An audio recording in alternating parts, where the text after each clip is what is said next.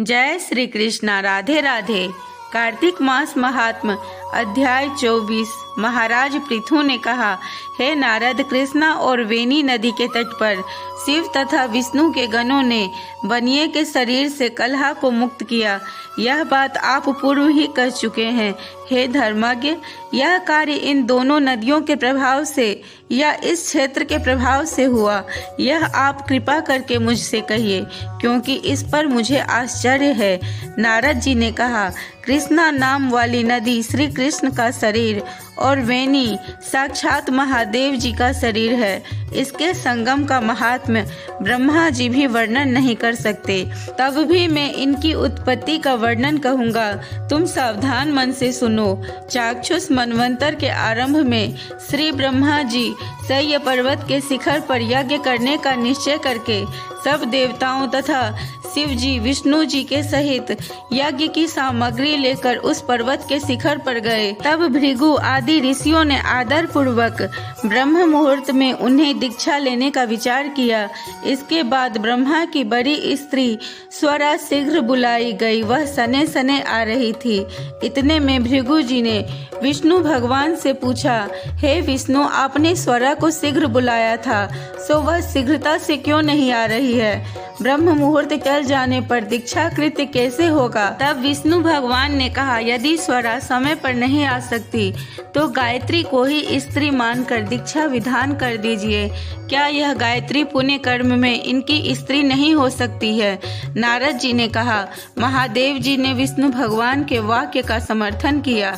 यह वचन सुनकर भृगु जी ने गायत्री को ब्रह्मा के दाहिनी ओर बैठाकर दीक्षा विधान प्रारंभ किया। ऋषिगण गायत्री को दीक्षा दे ही रहे थे कि उसी समय यज्ञ स्थल में स्वरा आ पहुंची। ब्रह्मा जी के साथ गायत्री को दीक्षित देखकर सपत्नी स्वभाव से ईर्षा करती हुई क्रोध से कहने लगी। स्वरा ने कहा, जहाँ अपूज्यों की पूजा होती है और पूज्यों की अप्रतिष्ठा होती है, वहाँ पर अकाल, मृत्यु तथा भय, ये तीन निश्चय ही होंगे। यह गायत्री जो ब्रह्मा के दाहिने ओर मेरे स्थान पर बैठी है, वह यह अदृश्य बहने वाली नदी होगी। आप लोगों ने अविचार से इसे मेरे स्थान पर बैठाया है, अतः आप लोग भी जड़ रूप नदी होंगे। नारद जी ने कहा। इस तरह उसके शाप को सुनकर क्रोध से गायत्री के ओंठ कांपने लगे और देवताओं के अतिशय रोकने पर भी गायत्री ने उठकर स्वरा को श्राप दिया। गायत्री ने कहा, ब्रह्मा जी जैसे तुम्हारे पति हैं वैसे मेरे भी पति हैं। तुमने हमको व्यर्थ श्राप दिया है, अतः तुम भी नदी हो जाओ। नारद जी ने कहा। तब तो शिव जी, विष्णु भगवान आदि देवताओं में हाहाकार मच गया और सब कोई स्वरा को दंडवत प्रणाम करके प्रार्थना करने लगे। देवताओं ने कहा, हे देवी, जो आपने संपूर्ण ब्रह्मादि देवताओं को श्राप दिया है, यदि हम लोग सब कोई जड़ रूप नदी हो जाएं, तो निश्चय ही तीनों लोक नष्ट हो जाएंगे। अविवेक से यह काम अवश्य हुआ है, अतः इससे आप इस शाप को वापस लीजिए।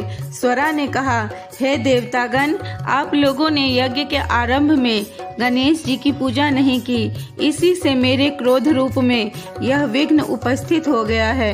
मेरा यह वाक्य झूठा नहीं हो सकता।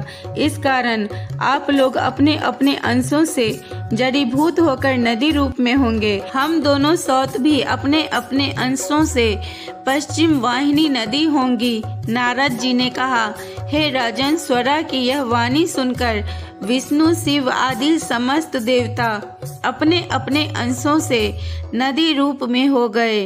विष्णु भगवान के अंश से कृष्णा, शिव जी के अंश से वेणी तथा ब्रह्मा जी के अंश से कुकुद्मवती नामक नदी हुई। सब देवताओं ने अपने अपने अंशों को जड़ बनाकर फेंक दिया। उन लोगों का अंश भी शय्य पर्वत के शिखरों से अलग अलग नदी रूप में होकर बहने लगा।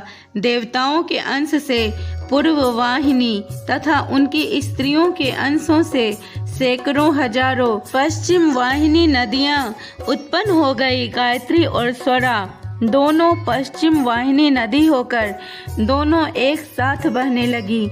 दोनों का नाम सावित्री पड़ा। ब्रह्मा ने उस यज्ञ स्थल पर विष्णु भगवान और शिवजी की स्थापना की। दोनों देवता महाबल तथा अतिबल नाम से विख्यात हुए। पाप विनाशक कृष्णा की उत्पत्ति का वर्णन जो भी प्राणी सुने या सुनावे उसे कृष्णा संगम के दर्शन और स्नान का फल प्राप्त होता है। जय श्री कृष्णा। राधे राधे।